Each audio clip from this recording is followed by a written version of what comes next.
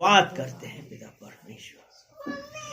और पिता परमेश्वर, जैसा कि अभी हम लोग अपनी स्तुति आराधना कर रहे थे कि और कह रहे थे कि हम आशीष तुझसे चाहते हैं, पिता परमेश्वर आप हमारे खुदा है। पिता परमेश्वर आप हमको आशीष देंगे, हम धन्यवाद देते हैं पिता परमेश्वर। पिता परमेश्वर हमारे साथ कितनी बातें होती हैं, लेकिन पिता परमेश्वर जब हम आपके भय में रहते हैं, अपनी आज्ञाओं पे चलते हैं, तो आपने कहा है मत डर, मैंने तुझे छुड़ा लिया है।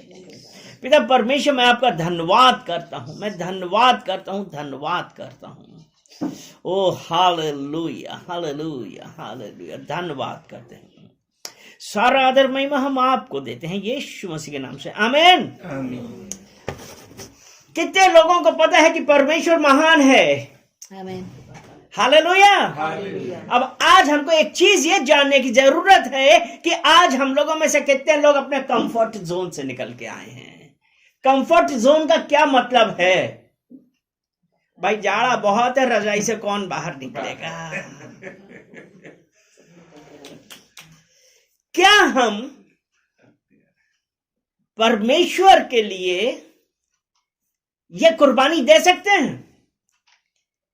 क्योंकि अगर हम अपने कंफर्ट जोन से बाहर नहीं निकलेंगे, मेरे ख्याल से, जो मतलब मुझे लगता है कि जो परमेश्वर ने हमारे लिए प्लान किया है वो हमारे जीवन में संभव नहीं है कि हो जाएगा हम जब रजाई में घुसे रहेंगे। तो यहां पे जितने उपस्थित लोग हैं और जितने देखने वाले हैं और जितने सुनने वाले हैं, कितने लोग घर से बाहर निकलना नहीं पसंद करते हैं, लेकिन यहां पे आए हैं, ये अपना एक कंफर्ट जोन, कंफर्ट को हिंदी में क्या कहते हैं? आरामदायक, आराम तलब जो जिंदगी थी तो जाड़ा है, उससे निकल के बाहर आए। परमेश्वर सबको आशीष देगा, हालेलुया। और वो जब हम आराम, सबको अच्छा लगता है। हम लोगों में से कितने लोग आराम करते रहते हैं, परमेश्वर के साथ समय नहीं बिताते हैं।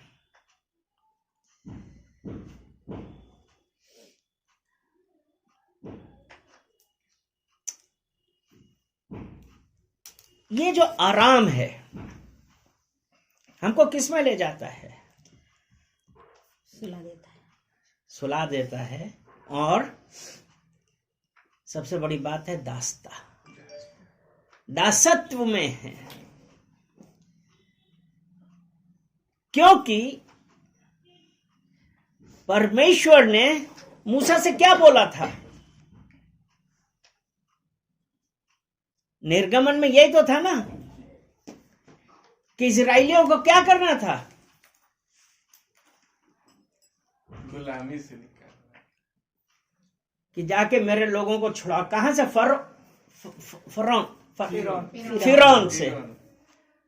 फिरौन के पास से। और खैर जब वो निकले, सब कुछ तो ठीक है, आपको पता है 10 प्लेग हुए, सब कुछ निकले, लेकिन वो निकले, उसके बाद क्या हुआ?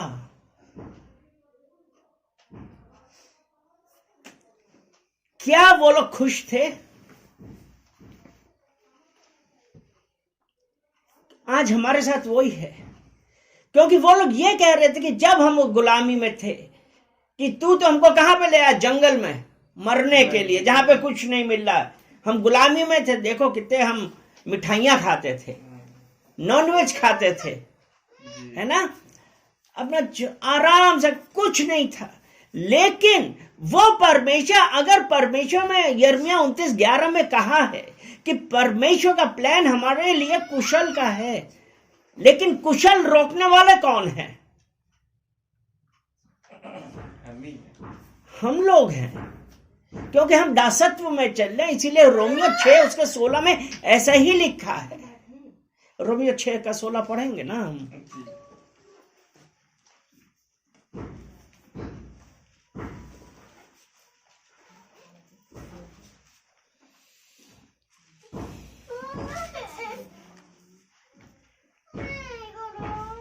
Are you ready to come out of your comfort zone? क्या आप अपने कंफर्ट जोन से बाहर आने के लिए तैयार हैं? जी जी बिल्कुल। हालेलुया।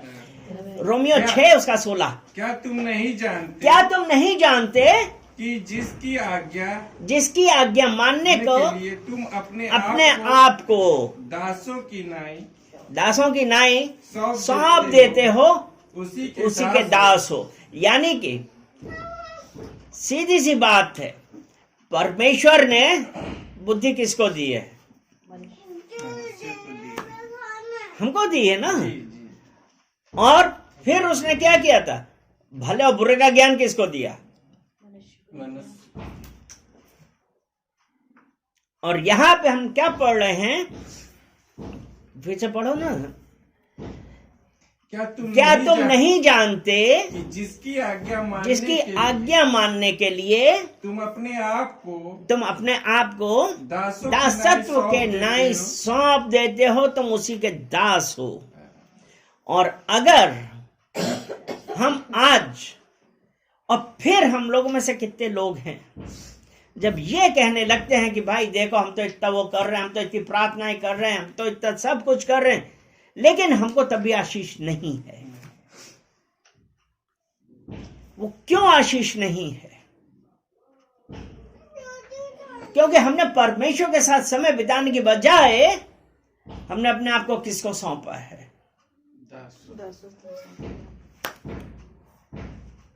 आज जरूरत इस बात की हम ये जाने कि हम किसको अपने आप को सौंप रहे हैं। क्योंकि कई बार लोग कहते हैं कि अरे पादरी साहब, हम तो बहुत प्रार्थना करते हैं, हम उपवास रखते हैं, हम बाइबल पढ़ते हैं, हम चर्च जाते हैं, हमें प्रार्थना नहीं सुनता है।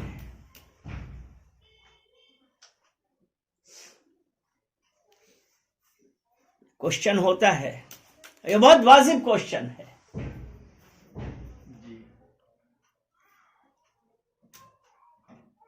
यीशु मसीह ने कहा, विश्वास से मांग, संदेह ना कर। मैं प्रार्थना तो कर रहा हूं, पता नहीं ये होगा कि नहीं होगा, पता नहीं खुदा बाप मेरी सुनेगा कि नहीं सुनेगा।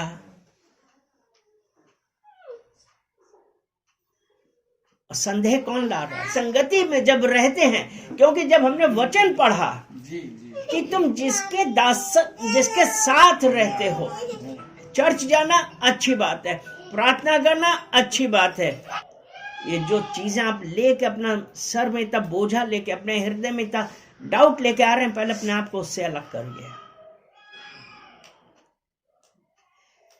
मैंने बहुत बार बहुत लोगों से सुना है, क्या पता मेरी सुनते ही नहीं है, प्रभु सुनता ही नहीं है।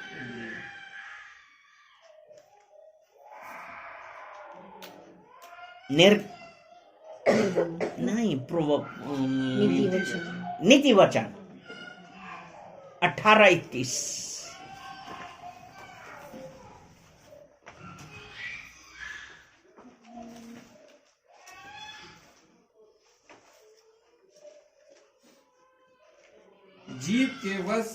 जीव के वश में मृत्यु और जीवन दोनों हैं। और जो उससे काम लेना जाता है वो उसका फल भोगेगा। वो उसका फल भोगेगा। जी। और हमारी जीव में क्या है? जीवन और मृत्यु दोनों हैं। इसीलिए अगर हम प्रार्थना कर रहे हैं लेकिन हम ये डाउट भी कर रहे हैं, और doubt is the biggest enemy. शक परमेश्वर का दुश्मन। और शक कहां से आया? हमारी चाल, हम अपने आप को संभालें, सुधारें अपनी चाल को। अगर परमेश्वर ने आपसे कुछ कहा, क्योंकि हमको ये देखना चाहिए कि क्या एग्जैक्टली हो रहा है। क्योंकि अभी जब हम उन निर्गमन का बतला रहे थे कि जब इजरायली लोग इतना बकने लगे, कुड़कुड़ाने लगे, परमेश्वर मूसा से दोनों को कहने लगे कि कहां तुम हमको ले आए, और जब वो कुड़कुड़ा रहे थे तो परमेश्वर का क्रोध आपके ऊपर अवश्य ही आएगा, क्योंकि रोमियो 1 उसका 18 वचन कहता है कि परमेश्वर का क्रोध स्वर्ग से, ये पढ़ो ना, उन लोगों की सब अभक्ति और अधर्म पर स्वर्ग से प्रकट हुआ जिन्होंने सत्य को असत्य से, अधर्म से दबाया। परमेश्वर का क्रोध हाँ। तो उन लोगों की सब अभक्ति जी और अधर्म पर स्वर्ग से प्रकट होता है, जी जो सत्य को अधर्म से दबाए। यानी कि परमेश्वर तो आज आपको निकालने के मूड में है, आपको वो निकालना चाहता है, क्योंकि जब उसने आपसे कहा है, वो परमेश्वर आपसे बार बार कह रहा है, लेकिन हम क्या कर रहे हैं? यशाया 43 उसका 1 देखते हैं।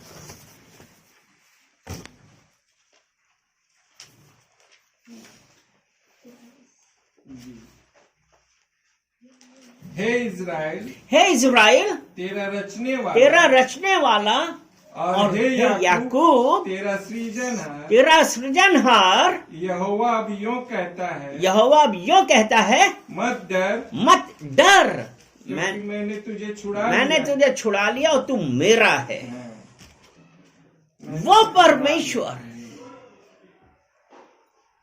तो हमसे कह रहा, बार बार कह रहा, मत डर। हम परिस्थिति को अपने परमेश्वर से बड़ा कर लेते हैं, और जब हमारे सामने हमारी परिस्थितियां आ जाती हैं, तब हम यही कहते हैं कि पता नहीं जवाब आएगा कि नहीं आएगा। God is bigger than your problems. परमेश्वर आपकी मुसीबत से बड़ा है। इसीलिए जब उसने ना कहा है, cast your burden unto Jesus, अपने बोझ यहोवा पे डाल दे। क्या हम डाल रहे हैं? या हम आज भी डाउट कर रहे हैं? वो परमेश्वर। और जब हम ये किस प्रकार से करेंगे? जब कुड़कुड़ा रहे हैं, दुनिया भर की बातें कर रहे हैं, परमेश्वर का प्लान आपको आज आपके गुलामी से छुड़ाने वाला है। हालेलुया। आप कैसी भी प्रॉब्लम में बस आस्क, उस परमेश्वर के पास पश्चाताप करिए। अगर हम गिनती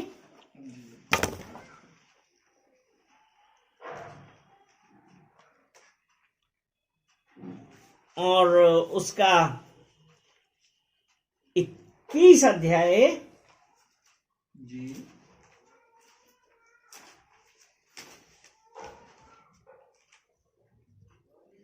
उसका 5 पढ़ते हैं, 4 और 5 देखते हैं।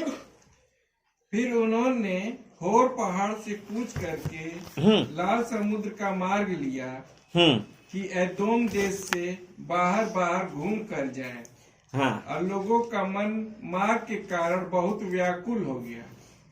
यानी वे परमेश्वर के विरुद्ध बातें लोगों का मन क्या हो गया? व्याकुल हो गया। व्याकुल हुआ। क्यों? क्योंकि परमेश्वर ने कहा ना कि मार्ग सकरा है। जी अब परमेश्वर को पाने के लिए you have to lose something. मैं जब यीशु मसीह में आया 2001 में, उस वक्त हमने परमेश्वर से कहा कि परमेश्वर, मैं अब आदमी की सेवा नहीं करूंगा। और उस वक्त मैं अफ्रीका में था, और आज भी मैं किसी आदमी की सेवा नहीं करता हूं। हालेलुया। हालेलुया। तो वो परमेश्वर जो आपका हृदय देखता है और प्रत्येक जन को उसके अनुसार फल देता है। सभा उपदेशक 12 उसका 14 वचन, या यिर्मयाह 17 उसका 9, वो 17:10 देखते हैं। यिर्मयाह 17:10 देख लेते हैं।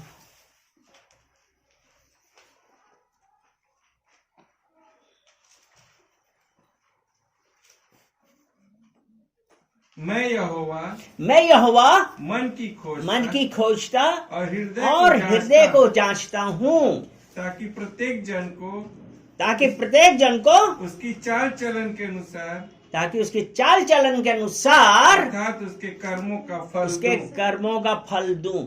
वो परमेश्वर।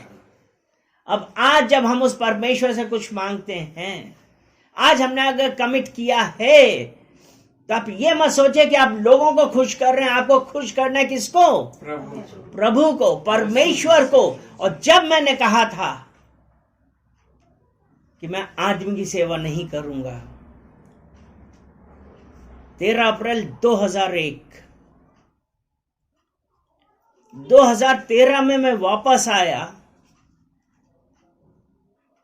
और उस वक्त तक विदेश में मैंने किसी के आगे हाथ नहीं फैलाए। वो हमारा जो हृदय देखता है, उसके अनुसार प्रत्येक को उसका फल देता है। मेरा बेटा अमेरिका में पढ़ा, आगे किसी के हाथ नहीं फैलाया। वो परमेश्वर, उसने कहा आई एम योर प्रोवाइडर। वो परमेश्वर कहता है कि मैं तुम्हारा प्रोवाइडर हूं, तुम्हारी हर जरूरत पूरी करने वाला हूं।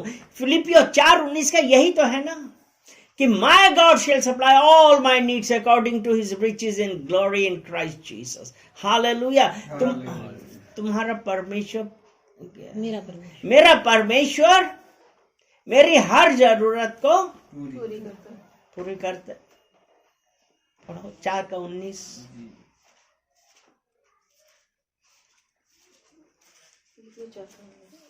फिलिपियंस।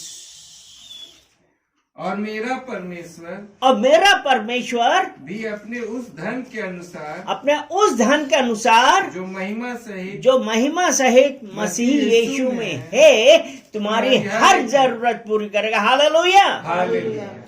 वो परमेश्वर आपका जो आज हृदय देख रहा है, और आपका ये बलिदान जो आज आप अपने कंफर्ट जोन से निकल के आए हैं, वो परमेश्वर आपकी हर जरूरत पूरी करेगा। हालेलुया।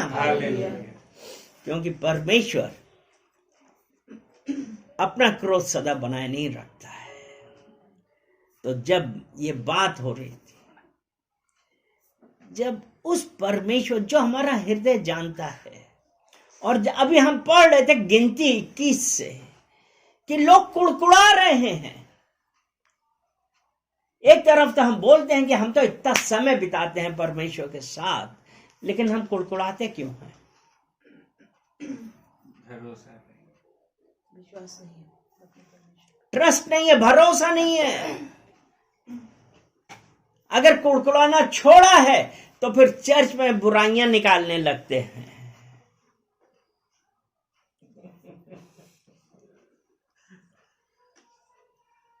परमेश्वर आपका और मेरा हृदय देखता है। हालेलुया। इसलिए जब परमेश्वर का क्रोध आया तो उसने क्या किया? उसने सर्प पैदा करे। और वो किसको डस रहे थे? हर उसको जो परमेश्वर और उसके दास के विरुद्ध कुड़कुड़ा रहा था। आज अपने आप को झांकिए कि आप कहां पे स्टैंड कर रहे हैं। आज अगर हमको परमेश्वर से कुछ पाना है, उसकी राह पे चलना है, और उसे हम कहें परमेश्वर हमारी इच्छा ऐसी है, मुझे माफ कर। अपने आप को जांचिए, क्योंकि जब और ये सांप है, ये हमारी आज दिन प्रतिदिन की ये हमारी चिंताएं हैं जो हमको वो परमेश्वर के द्वारा निर्धारित राज्य से दूर ले जाती है। जबकि परमेश्वर ने तो साफ साफ कहा है कि मेरा प्लान तुम्हारे लिए कुशल का है, हानि का नहीं है, to give you future and a hope. वो परमेश्वर हमसे यही चाहता है कि हम पश्चाताप करें और कहें परमेश्वर हमसे गलती हो गई है, मैंने डाउट किया, मैं कुड़कुड़ाया, मैं उनकी तरह मरना नहीं चाहता हूं, मुझे माफ करिए। वो परमेश्वर उसने कहा है ना, मैं करुणा से प्रीत रखने वाला परमेश्वर हूं। मीका 7 उसका 18। मीका 7 उसका 18।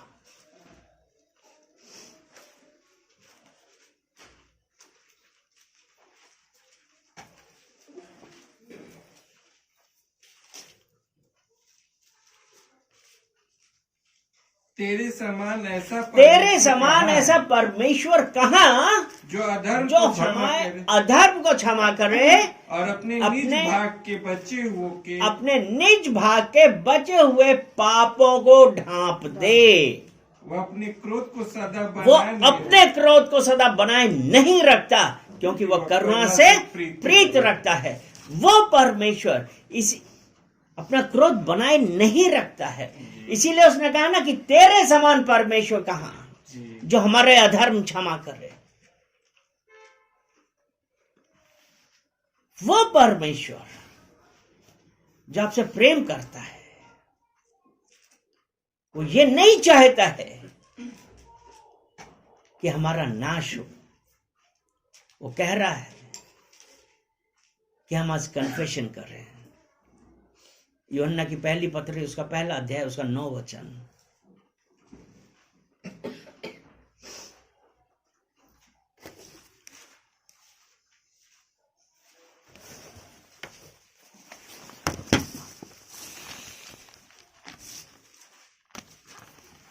यदि हम अपने पापों का अंगीकार करें, यदि हम अपने पापों को मान लें, हम अपने पापों को मान लें, हमारे पापों को क्षमा तो वो हमारे पापों को क्षमा करें और हमारे सब अधर्म से शुद्ध करने में विश्वास योग्य है और धर्मी है। वो परमेश्वर तैयार है। क्या हम तैयार हैं? क्या हम तैयार हैं कि हम एज़ेकियेल की पत्री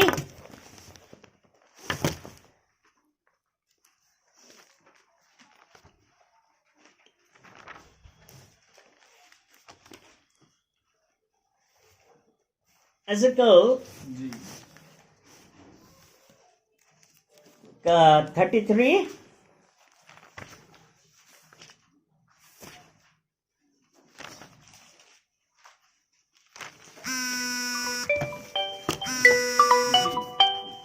परमेश्वर के मरने से, मैं दुष्ट के मरने से कुछ भी प्रसन्न नहीं होता, परंतु इससे कि दुष्ट अपने यहाँ पे क्या है कि परमेश्वर ये कह रहा है वो दुष्ट के मरने से प्रसन्न नहीं होता, वरन दुष्ट अपने मार्ग से फिरकर जीवित रहे। परमेश्वर ये चाहता है, परमेश्वर ये चाहता है कि कोई मरे नहीं। बेहतर है हे इज़राइल के घराने, हाँ, तुम अपने अपने बुरे मार्ग से फिर जाओ, अपने अपने बुरे मार्ग से। हाँ, हे मनुष्य की संतान, अपने लोगों से ये कह, जब धर्मी जन अपराध करे, नहीं सिर्फ 11 पढ़ना था। हाँ, हाँ। तो यहाँ पे ये है परमेश्वर तो ये हमसे कह रहा है कि हम अपने बुरे मार्ग से फिर जाएं और जीवित रहें। क्या हम पश्चाताप करने के लिए तैयार हैं? और पश्चाताप करना और माफी मांगना अलग बात है।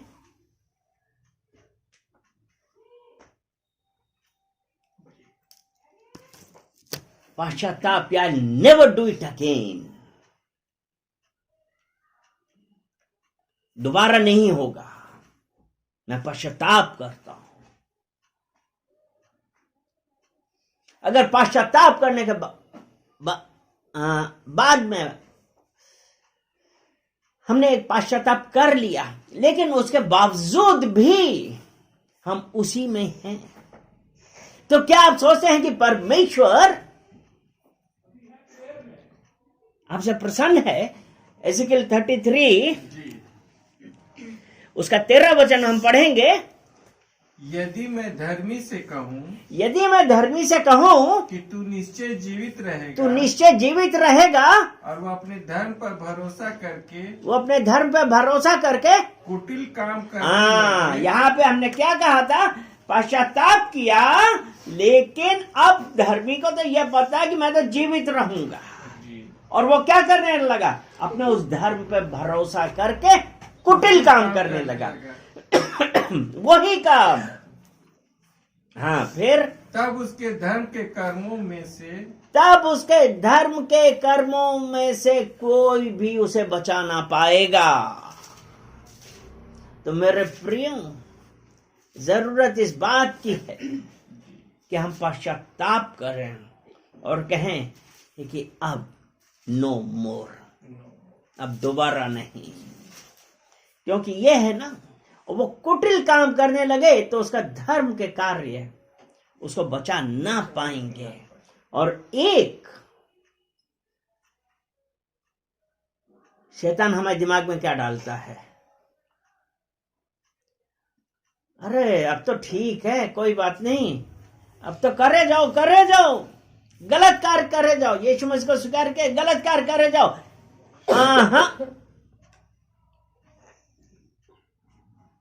अगर हमने यीशु मसीह को स्वीकार किया है और जब हमने परमेश्वर को अपने अंदर बुलाया है, यीशु मसीह को अपना उद्धारकर्ता माना है, तो परमेश्वर हमारे अंदर क्या देखता है, ही सीज जीसस इन मी।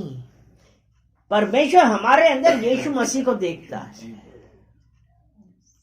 तो क्या हम कुटिल काम कर रहे हैं? अपने आप को जांचने का समय है। विलाप गीत 3 उसका 44। और इसी वचन के साथ यहां पे खत्म कर रहे हैं। हम अपने चाल चलन को ध्यान से परखें और यहोवा की ओर मुड़े। हम अपने चाल चलन को ध्यान से परखें और यहोवा की ओर फिरें। कि हम अपनी चाल चलन को परखिए तो रोमियो 13 उसके 14 वचन के अनुसार, रोमियो 13 उसका 14, यीशु मसीह को पहन लो।